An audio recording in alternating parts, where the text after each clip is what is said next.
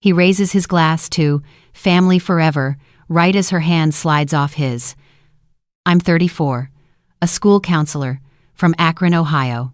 The toast rings through the reception hall like the punchline to a joke only they understand. Crystal clinks, white linen tables shimmer under chandelier light, and laughter echoes from every corner of the ballroom.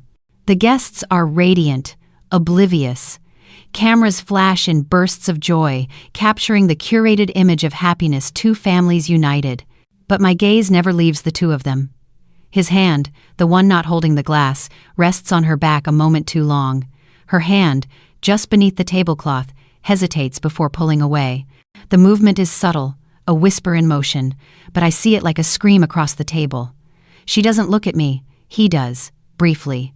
A flicker of guilt? No. Calm calculation. A look rehearsed in bathroom mirrors and passenger-side reflections. I smile tight, teeth gritted behind painted lips. Champagne bubbles burst on my tongue, bitter and dry. I swirl the ring on my finger, slow, deliberate. It spins easily now, loose, like it knows it's done pretending. The room smells of gardenias and sweat. Her dress clings to her like a secret. His cuff is unbuttoned, hair just tousled enough to look carefree. This is the peak, the perfect scene. The lie baked into every photo being taken right now. They bow slightly together as the toast ends, the bride and groom nodding appreciation to Ethan, my husband. My husband who whispered just this morning that this wedding was a fresh start for everyone, who kissed the top of my head and said he was proud of the way I carried myself through everything. Proud? The word floats in my mind like a bruise. He's proud of me. I take another sip and glance at Caleb, my brother, the groom. His face is all light and joy now, but when he turns to refill his glass, he catches my stare. His smile drops a degree. His brow folds into a line I've known since childhood, the one he wore when he saw through lies. I hold the stare a second too long. He glances toward Ethan and Lena. Back at me. The line deepens. No words are spoken, but I know. He saw it too. A tap on my shoulder pulls me back. Jenna, come take a picture with us. It's Lena's voice, sweet as icing, tinged with urgency. I nod, rise from my seat slowly, gathering the silk of my dress like armor. My heels click against the floor sharp, deliberate. I move toward them, smile stretched like fabric over splinters. The photographer raises his camera. We pose. I place a hand on Ethan's chest. Lena wraps her arms around Caleb, then subtly shifts, curling one hand behind Ethan's back. The shutter clicks. Mr. Ruiz, the videographer, adjusts his lens. He's good, professional. The kind who captures not just the posed smiles but the background truths. I wonder how many weddings he's filmed that dissolved within months. I wonder if he knows what he just caught. The guests begin to cheer again, lifting their flutes. Someone taps a fork against a glass. Speech! Speech! And Lena laughs, light, glittering. Caleb begins thanking people, mentioning family, love, commitment. I drift back to the table, sit slowly, legs crossed at the ankle like my mother taught me. I fold my napkin again, perfect square. I don't look at Ethan, but I feel him watching. His presence itches. Like a tag on the back of my neck I can't reach. A bead of sweat travels from my temple to my jaw. I leave it. Let it fall. Let it mirror what I will not say. Caleb is still speaking. And of course, to Jenna and Ethan for being there from day one. We love you both. A cheer. Applause. Lena wipes a tear. Ethan squeezes my hand beneath the table. His thumb strokes the inside of my wrist. I let it. Let him think we're still playing the same game. Let him believe the script still holds. He leans close, whispering, "You look beautiful today." I smile at him like he deserves it. I whisper back, "So do you." He thinks it's affection. I mean it like a verdict. The clinking resumes. Dessert is being served. Spoons glide over tiramisu and lemon tarts. Caleb steps down from the stage, heading toward the dance floor. A slow song starts. Ethan reaches out his hand. Dance with me? I hesitate. The ring spins again. I place my hand in his and stand. The music swells. The room turns soft and golden, fairy lights blinking like conspirators. We move together in rhythm, like nothing is broken, like we haven't just been carved apart by a single glance and a forgotten hand. His other hand settles on my waist, gentle. I stare over his shoulder. Lena is watching us, or him, or me, her expression unreadable, or maybe I've just stopped wanting to read it. Caleb appears behind her, saying something. She startles slightly, then laughs too hard. Ethan sways me to the music, and I allow it, body moving out of habit. 1, 2, 3. 1, 2, 3. Like lies tucked between beats. He leans close again. You okay? I nod. Why wouldn't I be? My voice is silk over glass. He exhales, relieved. Stupid. My eyes scan the room. Mr. Ruiz is still recording quiet, steady, his red light blinking, capturing everything. The toast, the slide of her hand, my face. It's all on film now. A record. A weapon. A future truth. I press closer to Ethan, cheek against his. Family forever, I whisper. He smiles. Exactly, and I wonder if he hears what I mean. The song ends. We separate.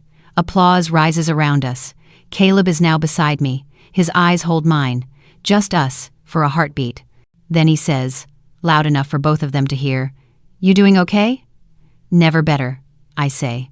And it's true. Because the performance is almost over. And soon, the truth gets to take the stage. 3 days before the wedding, Lena asks if I'll help her choose between 2 veils. She says it with a laugh and a squeeze of my hand like I'm the only one who understands her taste, like she hasn't known my husband almost as long as she's known her fiancé. We meet at a boutique filled with lace and soft light, the kind of place where everything smells like new fabric and expensive hope. She models the veils with practiced ease, asking me which one, says commitment. I say the one with the scalloped edge makes her look honest. She laughs like she gets the joke. Ethan joins us halfway through, claiming he got pulled into errands for Caleb, but I see the way his eyes trail her as she walks past the mirror. I watch his hand brush against hers when they both reach for a swatch of tulle. She doesn't pull away immediately. I say nothing. Instead, I step closer, adjusting the comb in her hair like I'm part of the scene. She thanks me. He compliments her figure in a tone that tries to pass as friendly. I swallow my breath and smile. On the way home, Ethan drives with one hand on the wheel and the other scrolling his phone at stoplights. Lena looked stressed, he says. She's got a lot on her plate. I nod. You seem invested. He glances over at me, then back to the road. I just want Caleb to have a perfect day. I turn my face to the window so he doesn't see the way my jaw locks. At home, I shower longer than usual. The steam fogs the mirror until I can't see myself.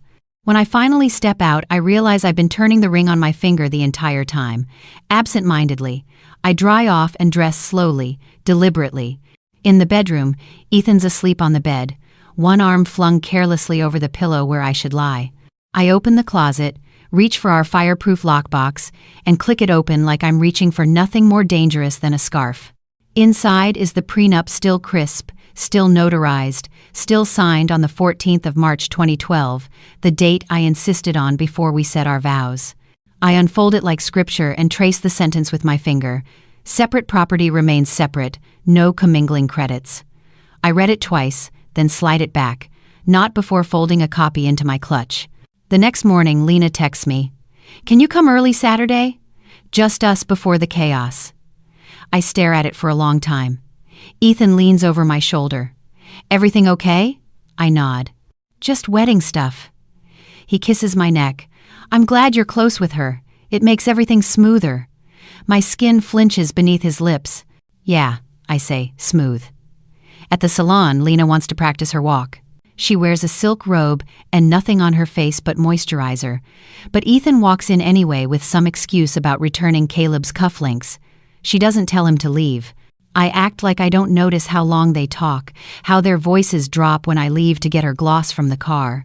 When I return, they're farther apart, not far enough. That night, I scroll through my own social feed and find a photo from someone in Caleb's friend group, Ethan and Lena, outside the venue, grinning at something off camera. Time-stamped, during the same 15 minutes, I was on the phone with Lena planning decor. I screenshot it, circle the time, lock my phone, and place it face down. Later, as Ethan watches TV and asks me if I want popcorn, I say, I already ate, though I haven't touched a bite since lunch. I lie next to him on the couch and let his arm pull me in. I rest my head on his chest and wonder if he can feel my heartbeat hammering through my skin. You okay? He asks. I nod again. I'm just tired. He believes me. That's the problem. He thinks I'm the same. The next day, Lena shows up with a box of hair accessories. She wants to test sparkle levels. Ethan is out, supposedly picking up Caleb's wedding gift. She says, "You're the only one I trust to be honest with me." I help her arrange rhinestones on a satin comb. Her hair smells like jasmine and guilt. She talks about vows and symbolism and soulmates. I nod in the right places. When she asks if I ever get nervous before big commitments, I pause and say, "Only when I'm lying to myself." She looks at me like she isn't sure if I mean it. I don't clarify. She laughs too loud and changes the subject. Later, I find a note in my wedding box from Ethan, a folded square of paper tucked behind a framed photo. "Forever started the day you said yes," it reads. I hold it under the bathroom light and try to remember what that yes felt like. Try and fail. I tuck it back behind the photo, but this time facing backward. Out of sight.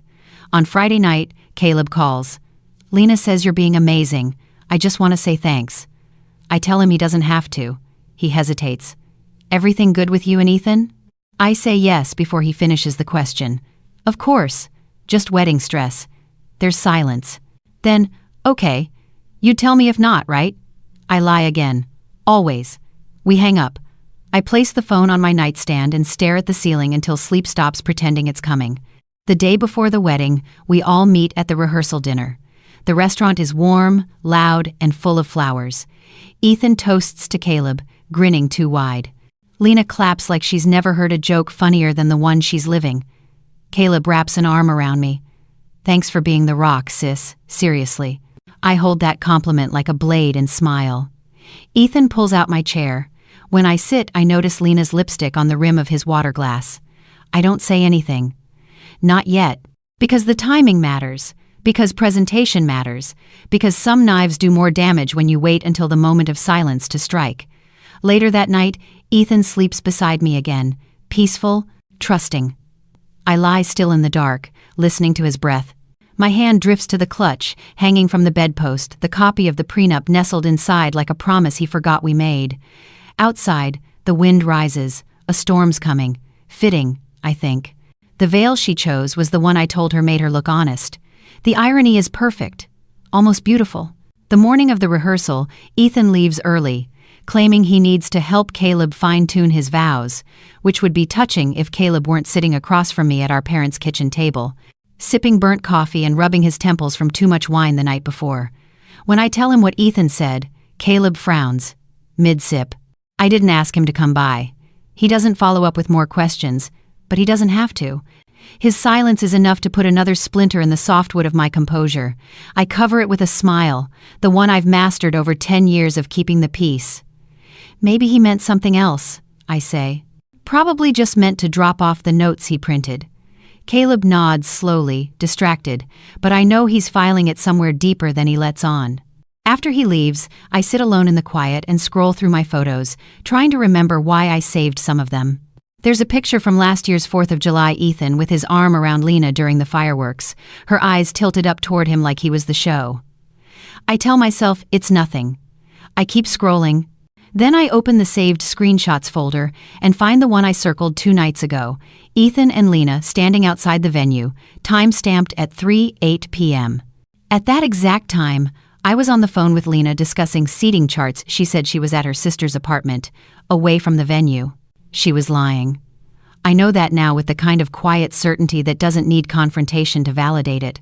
I crop the image tighter, highlight the timestamp again, and save it to a locked album. Not for revenge, for record, for the court of memory, if nothing else. Ethan comes home as I'm wiping the counter, all smiles and casual charm. "Caleb's getting nervous," he says. He wanted my advice on whether to quote lyrics or not. I hum in acknowledgement, non-committal. "Didn't know you were a speechwriter now." He shrugs. "Just helping where I can." I don't call him out. Not yet. Timing is still everything. That evening, I tell him I'm going to bed early. He kisses my temple and says he'll join me after one more beer. I nod, walk to the bedroom, and quietly lock the door. From the top shelf of our closet, I pull down the fireproof box again. Inside, the prenup, still untouched since I copied it. But this time, I don't just read it, I analyze it. The line that matters is bolded in my mind like it was burned in, Separate property remains separate, no commingling credits. What stands out now is how specific the language is, how protective it was designed to be. I remember how Ethan rolled his eyes when I asked for it back then, how he said, "We're not those kind of people, Jenna," but signed anyway. It was a compromise. His, not mine. I've never stopped being the kind of person who plans for what happens when things fall apart. I highlight the clause, make another copy, and slide it into a fresh folder marked with my maiden initials, JLC. I seal the folder and place it in my purse, tucking it between a compact mirror and a breath mint tin. The weight of it changes the bag. I feel the difference with every step I take the next day. The rehearsal is staged like a fairy tale. White chairs, floral arches, strings of soft bulbs overhead. Caleb looks handsome and tired. Lena looks radiant, though her smile falters every time I look too long. Ethan moves through the space like he belongs to it, like he belongs to her. During the walkthrough, Lena forgets her place in the processional. Ethan corrects her gently, warmly. Caleb doesn't notice. I do. After the practice ceremony, we gather for dinner at a restaurant Lena's parents rented out. The wine flows freely, and conversation bubbles over every table. I sit beside Ethan, who's tipsy enough to get handsy under the table, resting his palm high on my thigh like he's marking territory. I let him. Let him think possession is intimacy. Caleb gives a short speech thanking everyone. Lena laughs too loudly. Across the table, Mr. Ruiz shows me a quick clip he took from the practice Caleb, fumbling his lines, the group laughing. It's harmless, charming, but in the background I catch a glimpse. Ethan leaning toward Lena, saying something that makes her blush. The camera catches it in passing, but once you know what you're looking for, it's all you see. I ask Mr. Ruiz to send me the video. I'll trim it first, he says. Make it clean. No, I reply. Send it as is. That night, I lie awake while Ethan showers. The sound of water drowns out the noise in my head, but not enough. I reach for my phone, open my notes app, and write one sentence. Proof always arrives before justice. It just needs a place to land. I save it. I don't know if it's for a diary entry or an affidavit. Maybe both. When Ethan crawls into bed and wraps his arm around me, I keep my eyes closed. He whispers, "I love you," and I say it back. Not because I mean it, because he expects it. Because I still need him to believe I'm not onto him. In the morning, he kisses me goodbye before going on a supposed errand run with Caleb. I don't ask for details. I just watch him leave and wonder what lie he'll choose next. Then I call my cousin, an attorney. "Hey, quick question about prenups," I say. Her voice tightens. "Everything okay?" "Just curious," I lie. "If someone violates a clause, say, commingling or marital misconduct, what happens?" "Depends on the language," she says. "But if it's specific, and you can prove it, it holds." "Even if the property is shared now? If the clause protects separate property?" "Yes, especially with misconduct." I thank her and hang up. Then I pull out the second folder, the one with my name on it, and underline the clause again. I don't smile, not even a little, because this isn't satisfaction, it's strategy. I'm not building a case. I'm unbuilding a lie, brick by brick, smile by smile. The reception is already in motion when I arrive, early enough to keep up appearances, late enough to avoid lingering with the bridesmaids who smile too easily. My shoes click against the polished wood floor as I pass the floral arrangements. Lena designed herself hydrangeas and peonies, tight white bunches, the kind of flowers you pick when you want to look timeless and untouched. The tables shimmer with silver cutlery and wine glasses waiting for toasts, the name cards etched in faux calligraphy. My card reads Mrs. Jenna Morgan, and I wonder how much longer that title will be accurate. I sit before anyone else joins our table, watching the way the staff moves efficient, quiet, as if weddings are just another shift to survive. Across the room, Mr. Ruiz tests his camera near the dance floor, adjusting light levels and focus. He notices me, lifts a hand. I nod back. His lens turns away. When the crowd starts to trickle in, Ethan is one of the last. He enters with his tie loosened and hair slightly windblown, as if he's been doing something more exciting than posing for wedding portraits. He kisses me quickly on the cheek, then disappears again to help Caleb. He always has a reason to be needed somewhere else.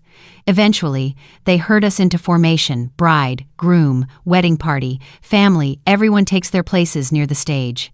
I'm seated beside Ethan at the head table, Lena diagonally across from me, radiant in white, her train tucked carefully under the table. Caleb stands now, glass raised.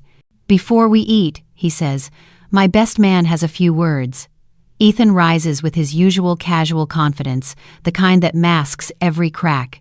He clears his throat, raises his glass, and begins. "To family blood and bond, to choosing each other every day," the crowd responds warmly. He goes on about loyalty and roots, about how Caleb was always the one who taught him how to hold on and let go at the right times. It's a good speech, polished, rehearsed, but I'm not listening to the words anymore. I'm watching his hands. One holds the microphone, the other rests lightly, too lightly, on the table until it drifts, inches toward her. Not enough to be noticed if you weren't looking. I am.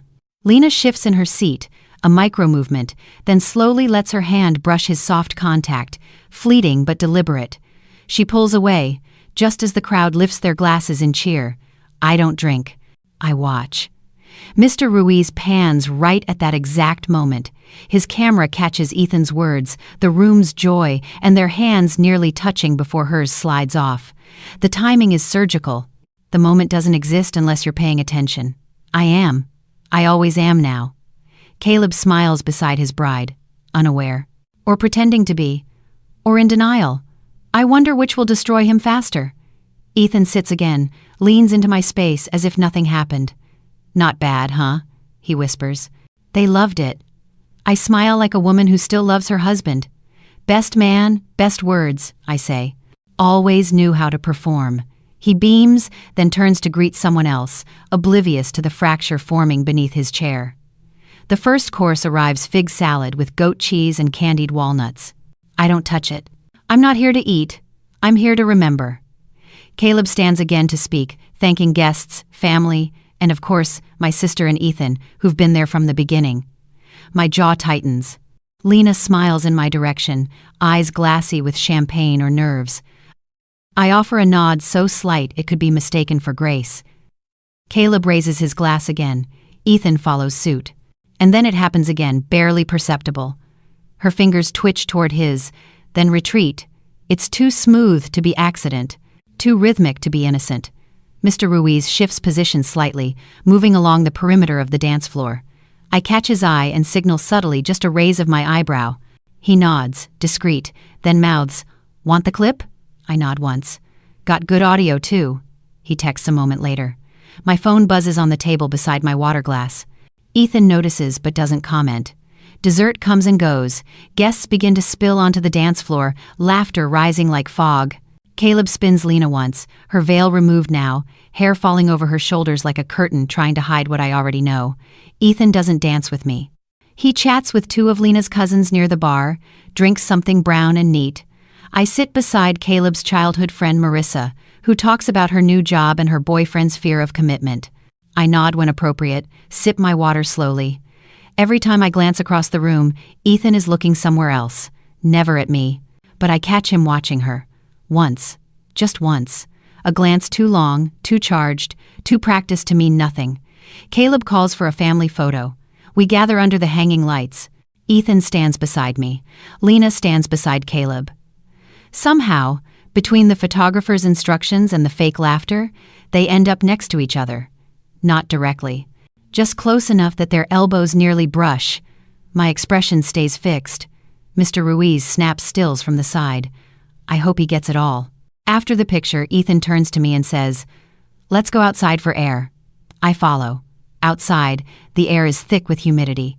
He lights a cigarette, even though he told me he quit. I don't mention it.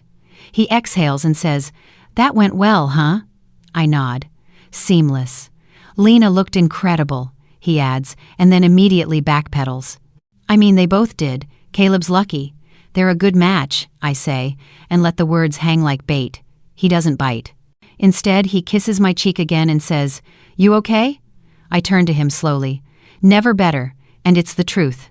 Because now I have confirmation on camera, a public scene. A private betrayal, exposed under fairy lights and champagne. He throws the cigarette into the grass, stamps it out, and takes my hand. "Let's get back inside." Cake's almost ready. I let him lead me, but in my mind, the cake is already cut, the layers already peeled back, the sweetness already soured. I replay the moment, her hand sliding off his. A single motion, barely seen, forever captured. The camera caught what no one dared to say aloud. The morning after the wedding, I wake before Ethan, the hotel room dim and stuffy with the scent of last night's champagne and hairspray. His arm is flung across the sheets like someone who slept well, like someone who hasn't been seen. I slip quietly from bed, wrap myself in the hotel robe, and pad barefoot to the window. The sun hasn't fully risen, but the glow over the skyline is enough to make me squint as I check my phone. Notifications flood the screen, texts from my mother, tagged photos from the guests, stories uploaded overnight. I don't open any of them right away. Instead, I go to Lena's page. Her latest post is a soft filtered photo from the bridal suite. Her caption reads, "Pre-wedding calm with someone who makes me blush," and it's time-stamped 2:46 p.m., just over an hour before the toast. My stomach tightens. Ethan told everyone he was with Caleb during that time, prepping his speech. But this caption isn't vague, it's deliberate. Someone who makes me blush. I screenshot it, zoom in on the timestamp, and feel that familiar shiver between my ribs. I save the image, add it to the locked album where the rest of the fragments now live. I circle the caption in red using the markup tool, the way you highlight a wound in an X-ray. Then I sit back, staring at it, not because I need more proof, but because this is the moment I move from suspicion to certainty. Ethan stirs behind me. "Babe?"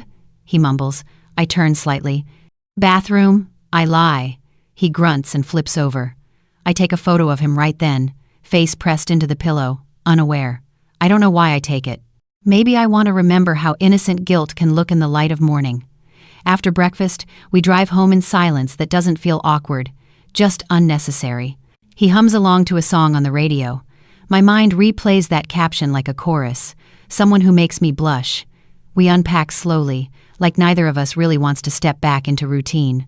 I pretend to be tired, go upstairs and lie down while he calls his brother. The moment I hear the door click behind him, I sit up, unlock my phone, and open the message thread with Caleb. I attach Lena's post, just the screenshot, no explanation. I don't write a caption. I don't need to. 20 minutes later, the typing bubble appears, then disappears, appears again. Finally, "What am I looking at?" I respond, caption, timestamp. He doesn't answer for a while. Then, he told me they were together rehearsing the speech. I type nothing. A full minute passes. Then, "I'll handle it." I stare at those words for a long time. Handle it. Like this is business. Like betrayal can be processed in paperwork. That night, Ethan makes spaghetti, his "I messed up somewhere but want you to feel taken care of" dish. He hums while stirring, jokes about how the wedding went by too fast, how Caleb owes him for writing the most talked-about best man speech of the season. I nod at the right moments, take small bites, leave most of the food untouched. He doesn't notice. He pours me wine. I drink slowly, feel it coat my tongue like an alibi. I ask how Caleb's doing. "Hungover?" Ethan says, chuckling.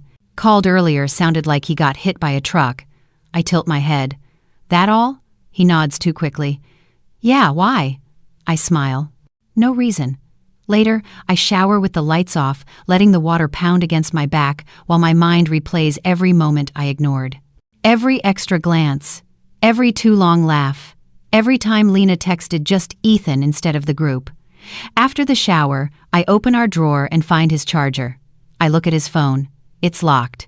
Of course it is. It always has been. He once said that privacy was respect. I believed him. Or I wanted to. I plug in the charger and place the phone gently on the nightstand. A grenade, ticking quietly beneath a lampshade. The next day, I receive another message from Caleb. "What else do you know?" I reply, "Nothing I can prove. Yet." His next message comes hours later. "I believe you." 3 words that feel like cement in my chest. I don't reply. I don't need to. That evening, I open my laptop and begin a folder titled, If. Inside it, I drop the prenup scan, the social post, the toast clip from Mr. Ruiz. He sent it uncut, just like I asked. I watch it again. Ethan's voice echoing, "To choosing each other every day." Her hand sliding away just after the final line. The crowd laughing, my eyes frozen. I pause the video, screenshot, add to the folder. I rename it When.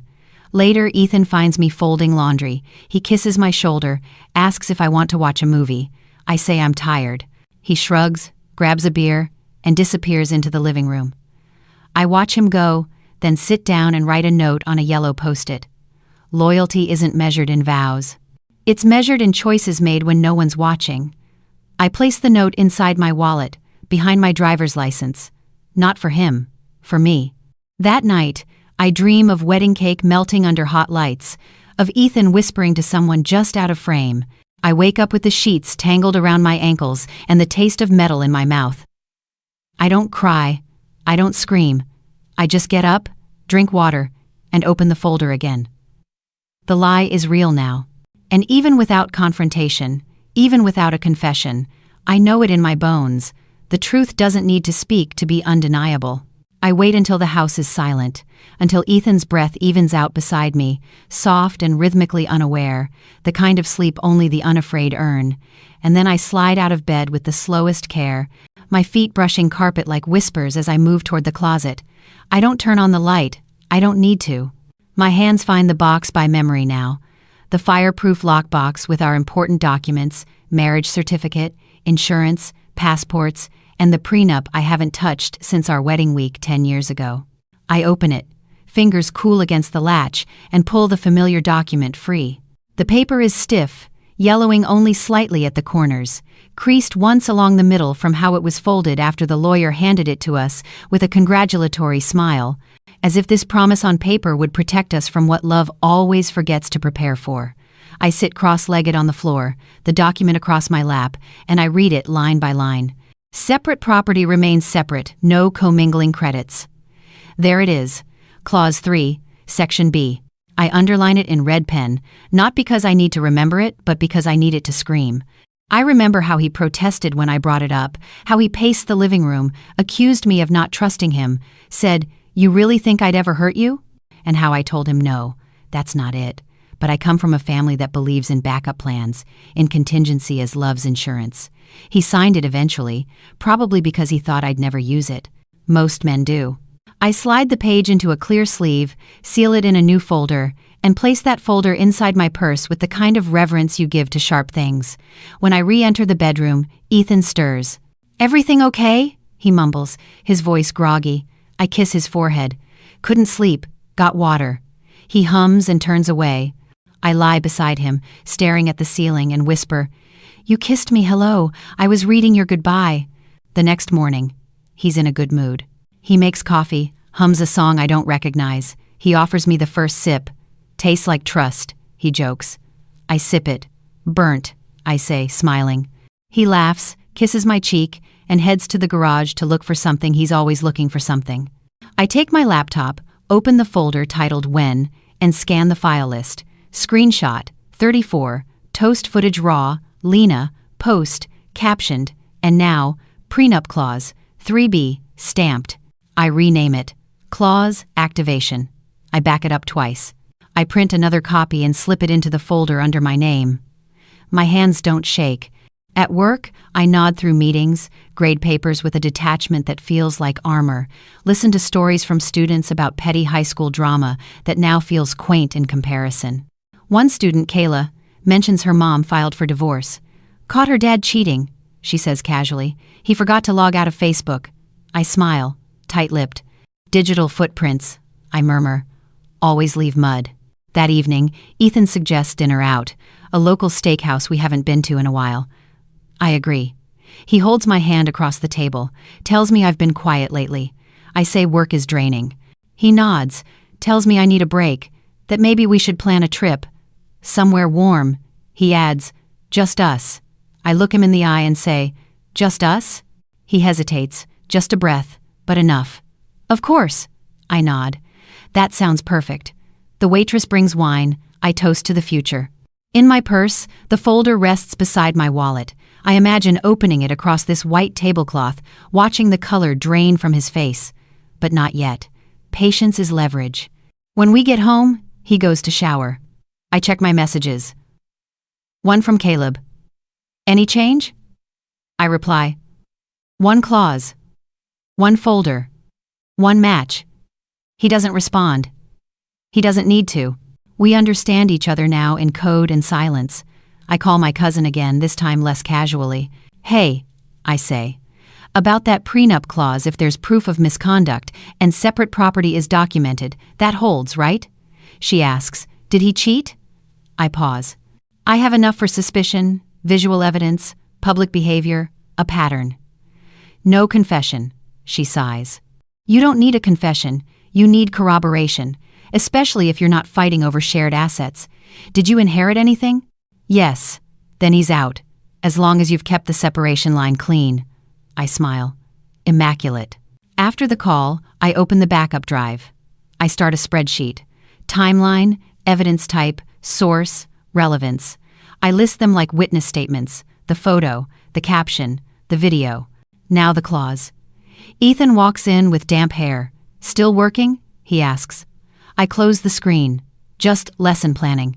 He nods, wraps his arms around me, kisses the back of my neck. You're amazing, he murmurs. I say nothing. He walks away. I reopen the spreadsheet and add one more column. Leverage weight. The clause is weighted highest, because emotion fades, but ink holds. The next day, I schedule a meeting with a notary. Just a verification, just in case.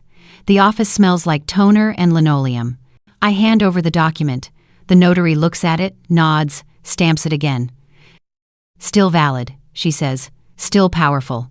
I thank her and leave. In the car, I hold the newly stamped page in my lap. It feels heavier now. Realer. When I walk in the door that evening, Ethan greets me with dinner already in progress. Thought I'd surprise you, he says. You're incredible. I don't say it enough. I kiss him. You'll say it plenty soon. He smiles, confused. I pour myself a glass of wine. Later that night, I look at the page one more time before slipping it into the folder again. I whisper to the empty room, some signatures end marriages more quietly than screams. End quote. Caleb calls me at 10:14 p.m., exactly 3 days after the wedding. His voice lower than usual, taut like a wire stretched to its limit, and without saying hello, he starts with, I need to ask you something and I want you to answer like you're not my sister. I'm sitting on the couch with a blanket over my knees, a glass of untouched red wine on the coffee table, and Ethan in the kitchen, humming over the sound of a dishwasher cycle that feels too cheerful for this hour. I mute the TV. Okay, I say, keeping my voice level. Caleb inhales, and then, do you think she would have married me if he hadn't already? He doesn't finish the sentence, but I hear it clearly if he hadn't already touched her, claimed some part of her that shouldn't have belonged to anyone but him. I close my eyes. What makes you ask that now? He's silent for 3 seconds. She started locking her phone.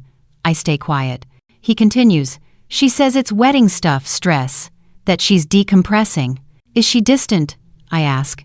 Yes. No. I don't know. She's watching me differently. Like she's checking if I know something. I nod even though he can't see me. Maybe she's afraid you do. He lets out a breath, sharp and brief. I don't want to believe it. But the post, the timing, and the way Ethan looked at her during the toast, do you remember that? Yes, I do. I remember it like a scar remembers the blade. He lowers his voice further, as if Lena might hear him through the drywall. You said you weren't sure, but now I need to know. Do you think they… Again, he can't finish it. I finish it for him. I think there's more between them than there should be. His voice cracks. Jesus. I hear him pace footsteps against hardwood, the faint creak of old boards. Why didn't you tell me before? Because I didn't have proof, and because if I'd been wrong, I would have broken something sacred. He exhales. You think it's still sacred? I stare across the room, into the dim reflection of myself in the black TV screen. I think it's cracked. Whether it breaks depends on what you do next. He's quiet again. Then, I want to believe she's not capable of this. I wanted that too. The silence after that is heavy enough to change the air. Then Caleb says something I didn't expect. Mom used to say family doesn't touch family's promises. I blink. She did. But if someone does, he stops. What happens then? I answer without hesitation. Then they're not family anymore. He nods into the phone, and I can feel the weight of that agreement settling into his chest. I need to be sure. You will be, he asks. Do you have anything else? I consider it. The folder is in the drawer beside me, and in it is the toast video, the prenup, the caption post, the matching timestamp. I say, yes, but I want you to come see it in person. Tomorrow? Tomorrow. We hang up. Ethan walks in 5 seconds later with popcorn and 2 sodas like we're in high school again. Movie night? He offers. I smile. Sure. I let him sit beside me, let him drape the blanket across both our laps, let him press play on something with explosions and forced comedy while I sit in silence. Replaying the other screen in my head, Caleb's voice, the echo of our mother's phrase, the family code now used like a blade. That night, I don't sleep. I lie beside Ethan, listening to the rhythm of his breathing and wonder how many nights he lay beside me knowing he'd crossed a line he swore never to. In the morning, Caleb shows up at 7:45 a.m., earlier than planned, wearing a hoodie and sunglasses, his jaw tense. I make coffee, hand it to him without a word, lead him to the study. I pull out the folder and place each piece on the desk like forensic evidence. Caption screenshot, timestamp circle. Toast Clip paused at the moment her hand slides back. He doesn't speak, just watches. Then I place the prenup copy in front of him and tap the clause. If you ever want leverage, I say. This holds. His eyes are red but dry. You built a case. I built a wall. To survive inside of. He stares down at the documents. Do you think she loves him? That's the first time he's asked it out loud. I answer slowly. I think she wanted something that made her feel seen. I think he offered it. I think they thought no one would notice. And we did. Too late. But not too late to act. He folds the papers carefully, like they're sacred scrolls instead of ash. He says, "Don't tell anyone I was here." I won't. Not even him. Especially not him. Before he leaves, he stops at the door and says, "Thank you." I nod. I wish I didn't have to. After he's gone, I find Ethan in the kitchen reading something on his phone. "Who was that?" he asks. "Delivery mix-up." "Huh." He kisses my temple. "You smell like cinnamon." I look him dead in the eyes. "You should know by now everything sweet burns if you leave it on the heat too long." He smiles, confused, then goes back to scrolling. I return to the study, lock the folder, hide the key. Then I sit at the desk and write in the margin of my notebook. When you teach people how to love you, make sure you also teach them how to grieve when they lose the right. That afternoon, Caleb sends one message. Step 1 complete. I'm going to make her confess. I write back. Don't push. Let her unravel. His reply. Family doesn't touch family's promises. And now, we're both speaking in echoes. It happens 2 days later, not in some dramatic confrontation or cleverly laid trap, but in a quiet moment laced with too much wine and too little self-control. The kind of moment where people forget they're being watched, where they believe familiarity is the same as safety, and it begins when Lena invites me over under the guise of sorting through duplicate wedding gifts, saying Caleb's running late from a meeting, saying she'd rather get the returns organized before their place fills up with more crystal vases than one marriage can withstand. And I agree because timing matters and I want to see how she moves when she thinks my guard is down. So I arrive with a bottle of wine and the kind of smile that forgives things it never actually will. And she greets me like a woman who has already started drinking, barefoot, hair pinned back, a playlist humming something nostalgic in the background, and we sit cross-legged on the rug surrounded by boxes, ribbon, receipts. But I'm not looking at the gifts. I'm watching her eyes, her hands, the twitch in her jaw when my name appears on her phone screen, which buzzes from across the room, and when she sees me glance at it, she blurts out, "That's just Ethan, he's always checking in," then quickly tries to cover it with a laugh. And there it is, the first fracture in her mask, because I never asked who it was, and her defense was faster than the accusation, and I lean in like I didn't notice, play along like I still trust her, sip the wine, talk about return policies while she gets bolder, looser, until finally, her phone buzzes again and she reaches for it, opens the message too quickly to hide it, and I catch just enough his name in the preview, something about, "When you touched my hand," and "dangerous timing," and my fingers freeze around the stem of the glass, not from surprise but confirmation, and she glances up and sees me watching, and flushes in that sudden, furious way people do when they realize the thing they were hiding has just slipped out like a live wire, and I tilt my head, still smiling, still soft, and say, "Ethan always was the sentimental type, huh?" And she chokes on the air between us, then laughs too loud, too sharp, and replies, "You know how he is, he gets poetic when he drinks." And I nod, sip again, and ask, "Do you delete his messages? Or does Caleb just not check your phone?" And the silence that follows is a full confession dressed in silence, her eyes narrowing as she tries to figure out how much I know, how long I've known it, what I'm planning to do with it. And in that stillness, she says the thing that seals it, the twist that breaks the skin of the lie they've both wrapped around us. She mutters, "He told me you'd never believe it." And that's it. That's the moment everything turns, because that's not a slip, that's a dive. And she knows it the second it leaves her mouth, because I say nothing, just lean back and stare at her until her cheeks pale under whatever confidence she had when I walked in.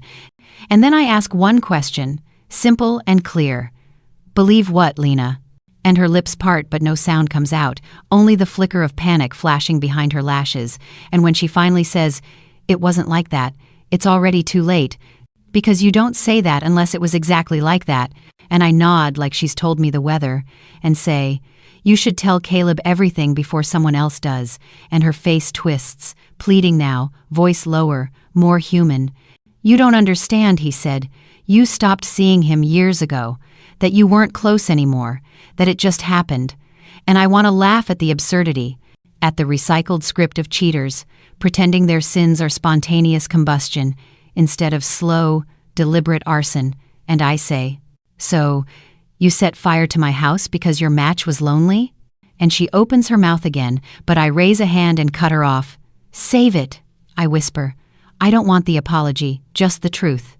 And then I rise, calmly, gathering my things, not in anger but in power, because rage is loud but evidence is final, and she calls after me, voice cracking, "Please don't tell Caleb." And I pause with my hand on the doorknob, turn back once, meet her eyes and say, "You already did," before I walk out, the wine still burning in my throat like a second truth. And when I get to the car, I text Caleb just 4 words. "She said it happened," and the reply comes almost instantly. "I know. He just admitted it too." And I stare at those words, my lungs forgetting how to fill, because I'd been waiting for the twist but not for both of them to fall apart at once. And I ask, "You recorded him?" And Caleb answers, "Didn't have to. He said she meant nothing, that it was a mistake." And I feel my chest tighten at the familiarity of that phrase, how every betrayal hides behind it, like it's some accidental step instead of a choice made over and over in the dark. And then Caleb sends one final message. "He doesn't know I told you. Let's keep it that way for now. I want to see how far he'll lie before I end it."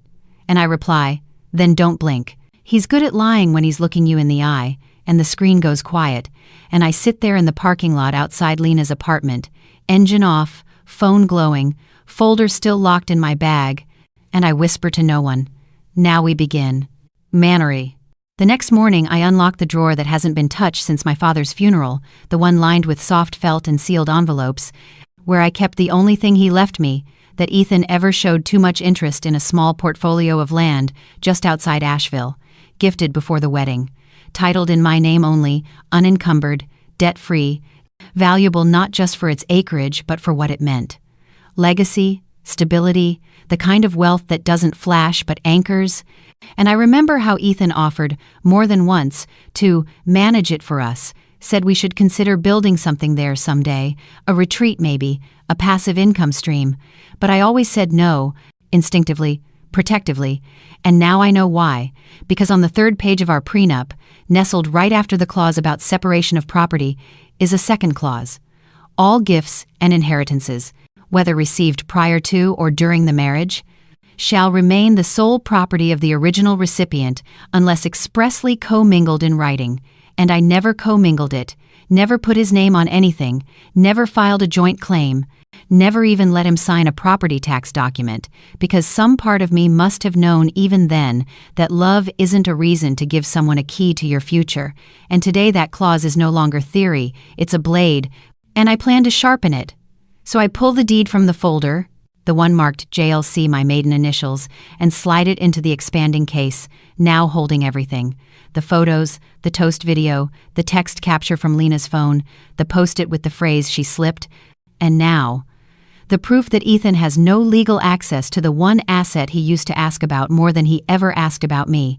And with everything in one place, I drive to my cousin's office, the attorney who agreed weeks ago to keep things hypothetical, but now hears my tone and says, "You're ready," before I even sit down.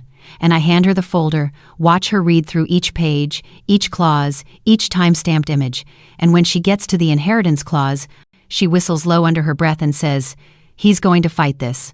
And I nod. "Let him, he can't win." And she asks, "Do you want to serve him quietly? Or do you want the weight of it to land like a bomb?" And I stare out the window for a moment, imagining his face when the papers arrive, the confusion melting into realization, the weight of betrayal folding in on itself. And I answer, I want him to feel the silence before it hits. So we schedule the paperwork to be prepared but held, and I leave with everything filed and dated, ready to execute on cue. And when I get home, Ethan is on the phone, pacing the kitchen, his voice low but annoyed, and I catch just enough to know it's Caleb.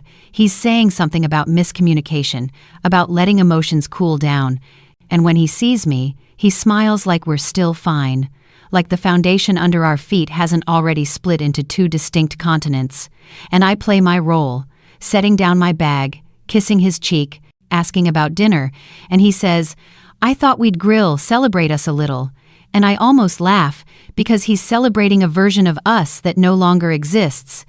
A ghost of a marriage walking through rituals that now only serve as camouflage. And while he marinates chicken, I open my laptop and transfer the inheritance file to a private vault folder, encrypted and mirrored to cloud and external, labeled Exclusion, Asset, Final. And I close it gently, as if sealing a time capsule that will never be his.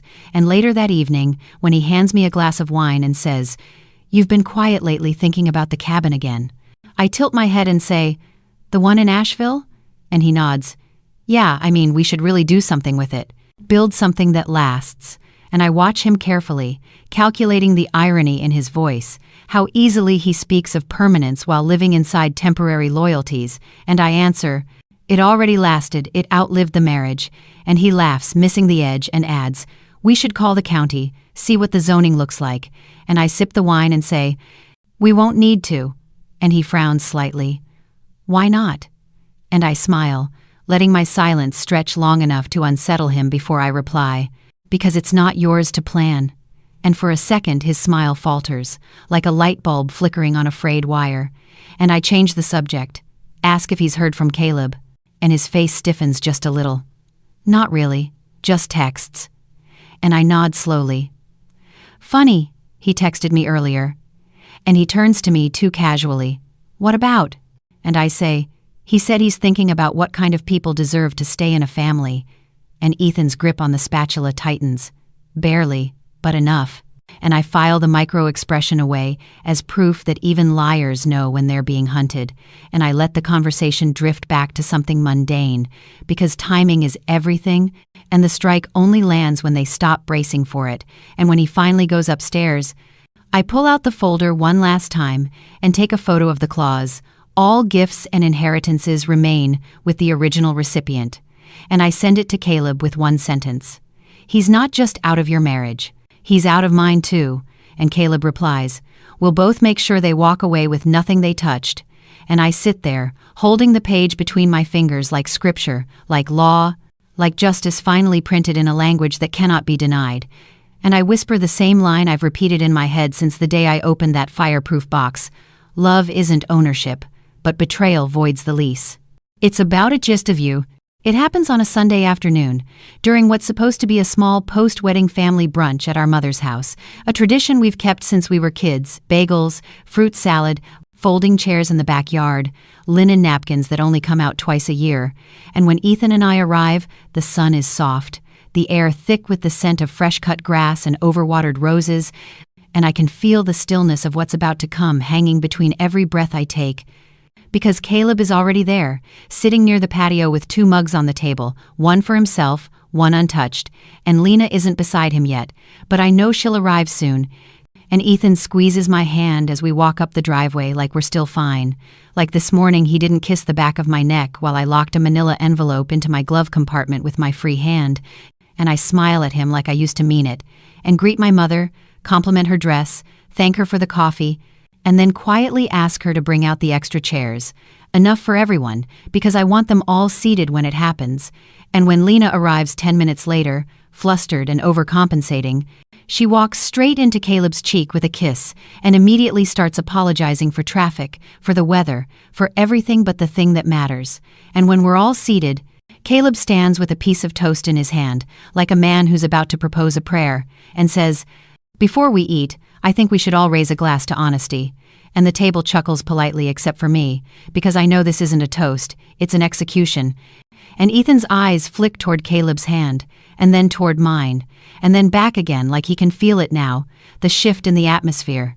And Caleb continues, "To truth between siblings, between spouses, between people who claim to love one another." And Lena swallows hard, but raises her glass, and Ethan does too, then looks at me. And I raise mine last, so slowly it might as well be judgment. And as we sip, Caleb sets the toast down and says, "Now that that's done, I think there's something else we need to share before this family pretends to eat like one."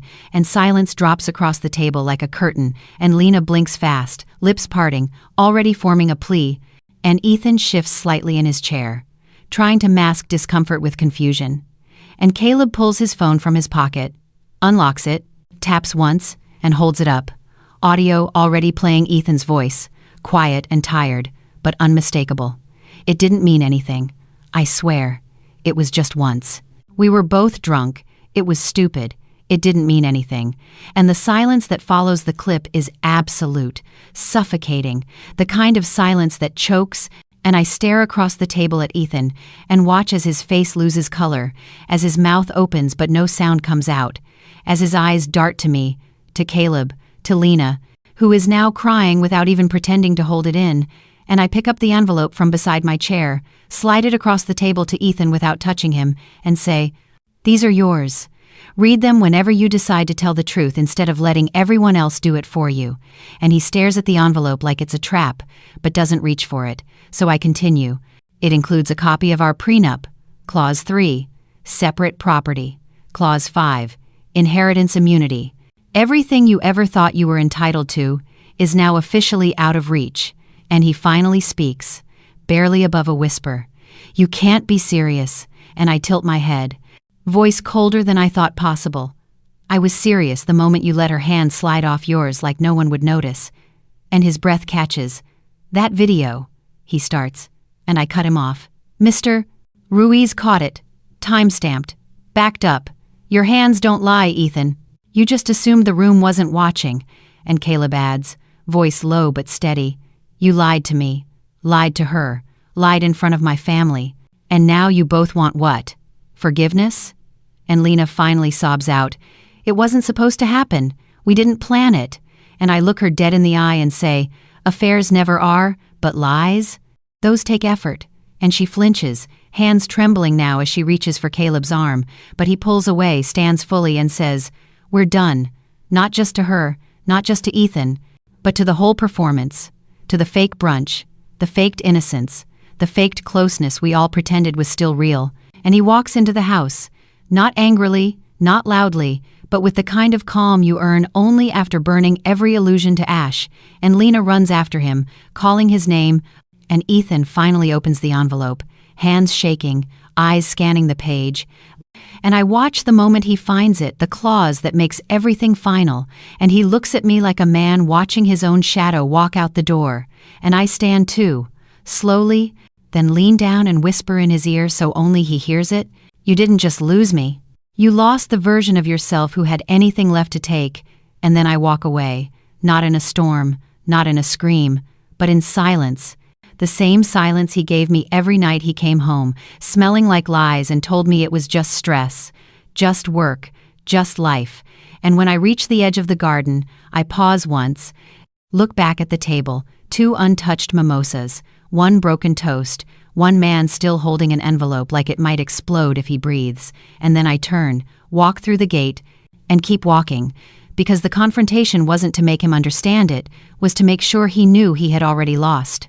The week after the brunch feels like living inside a slow implosion, where nothing explodes but everything collapses in silence, and it starts with Ethan leaving voicemails that swing between apologetic and accusatory, messages that start with, "Please call me," and end with, "You can't just erase me," but I don't answer any of them. Don't reply to the texts, either the ones that say, he's confused, that he was drunk, that it was a mistake, that I misunderstood, that Lena meant nothing, that I meant everything, that I'm being cold, unfair, dramatic, cruel, and I read every word like I'm reading weather reports from a country I no longer live in, and I forward 3 of the messages to my attorney along with a notarized request to initiate dissolution, and the envelope includes both prenup clauses highlighted and a timeline of events supported by evidence already filed. And she replies in less than an hour. No contest possible. Proceeding with notice of intent. And it's that phrase, notice of intent, that stays with me while I sit in the quiet of my kitchen drinking black coffee and listening to birds outside the window, because intent is what makes a choice different from an accident, and everything Ethan did had intent behind it, even if he now wants to rewrite it as temporary madness or emotional confusion. And 2 days later, Lena's name flashes across my screen once, twice, then stops and I don't pick up, but the voicemail she leaves is exactly what I expected. Tearful, circular, full of desperation dressed as apology, ending with, "You don't understand what it's like to be wanted and invisible at the same time." And I almost laugh at the irony, because that's exactly what I was inside my own marriage for 3 years. Watching Ethan turn into a stranger who only touched me when the lights were off, who made plans without me, who laughed louder when she was in the room. And now that she's lost Caleb, she wants to spin her loneliness into tragedy. But I don't feel sorry for her.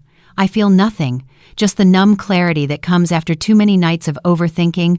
And when Caleb texts me later that day, "Divorce papers are served."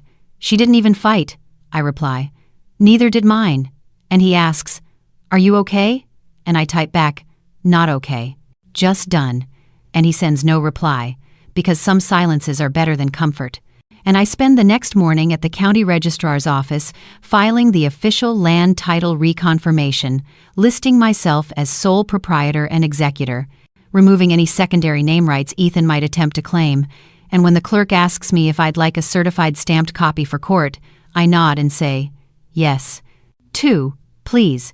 And on my way out, I sit in the car for 20 minutes, just breathing, letting the weight of finality settle in, not grief exactly, but a hollow sort of quiet that feels like the other side of grief, the side where there's nothing left to break, just space to rebuild. And that night, Ethan shows up at the house unannounced, knocking once, then again, and when I open the door, I leave the screen locked between us, because I want a barrier between my voice and his face, and he says my name, like it's a question, like he's hoping I'll be the one to save him from what he's already done. And I don't speak, just look at him until he says, "You're really going through with this?" And I say, "I already did." And he leans against the frame, eyes red, beard unshaved, clothes wrinkled like he hasn't been home or doesn't have one, and he says, "You don't have to do it like this." And I answer, "I do." And then he asks, "Can we at least talk about it?" And I tilt my head. "Now you want to talk?"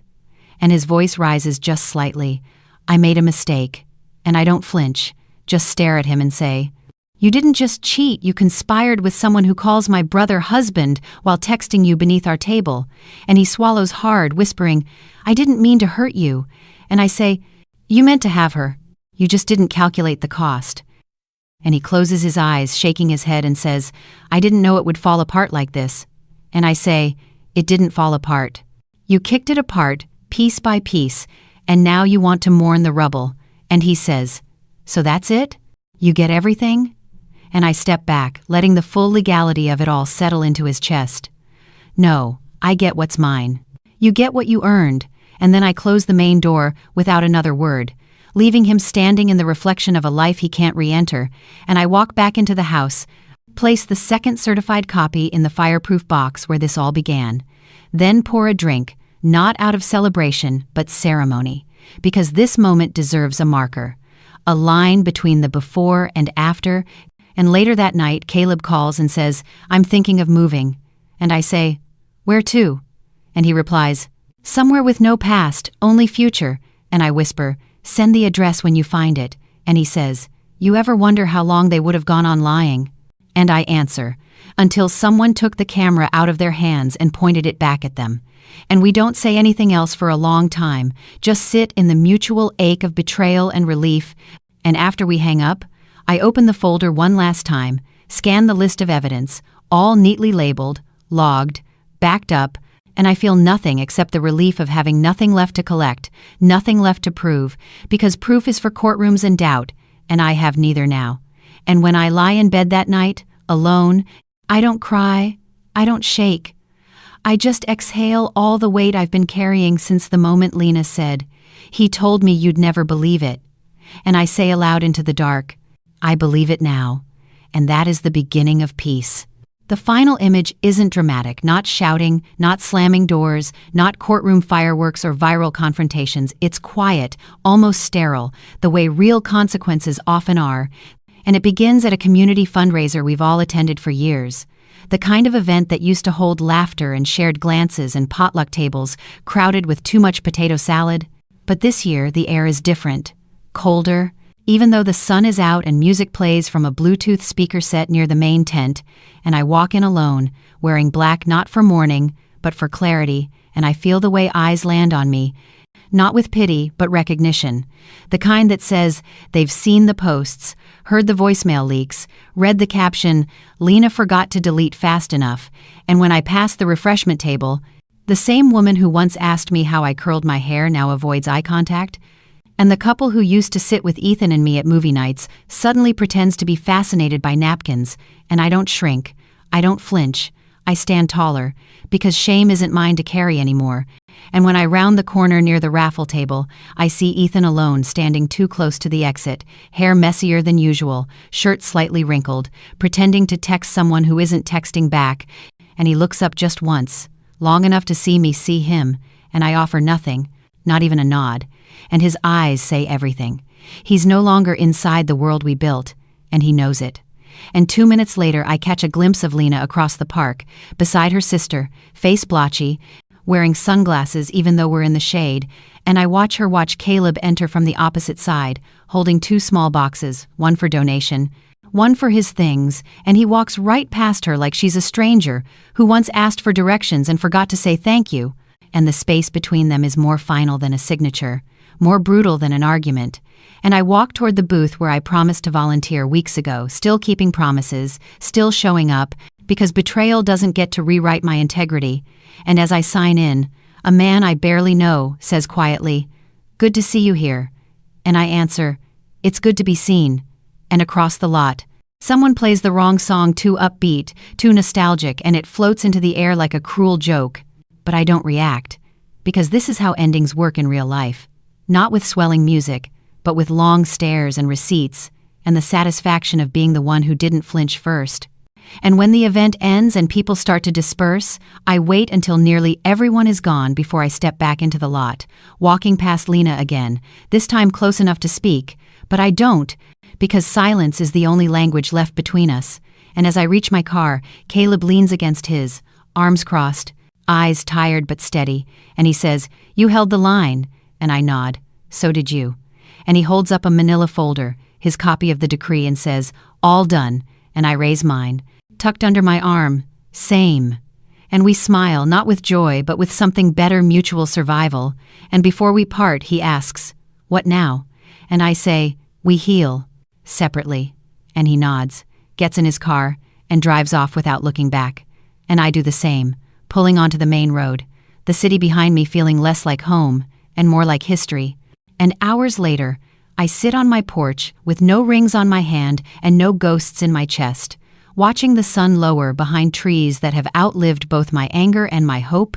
And I remember the moment Ethan raised his glass and toasted "Family Forever," and how Lena laughed just a little too hard, and how I smiled through it, not knowing that in less than 10 seconds, everything I believed about loyalty would fracture like cheap porcelain.